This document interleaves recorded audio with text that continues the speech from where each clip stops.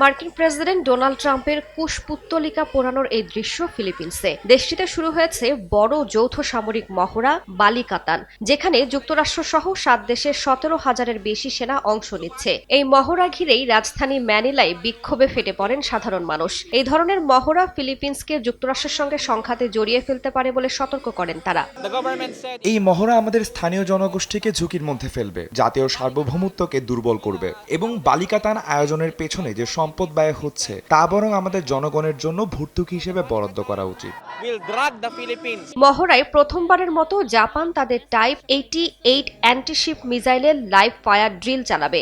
আরও যোগ দেবে অস্ট্রেলিয়া, কানাডা, ফ্রান্স ও নিউজিল্যান্ড। দক্ষিণ চীন সাগরে বেইজিংয়ের সঙ্গে উত্তেজনা বাড়ার প্রেক্ষাপটে এই মহড়া কৌশলগতভাবে গুরুত্বপূর্ণ হয়ে উঠেছে।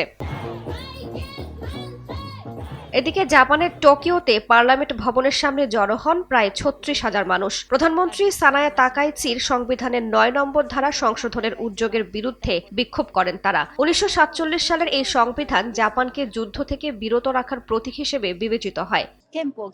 জাপানের সংবিধানের 9 নম্বর অনুচ্ছেদের কারণে দেশটি এখনো যুদ্ধে জড়ায়নি, কিন্তু কিছু রাজনীতিবিদ এই অনুচ্ছেদ সংশোধন করতে চান। এটা আমাকে অস্বস্তি ও উদ্বিগ্ন করে তোলে। আমি যুদ্ধের বিরোধিতা করি।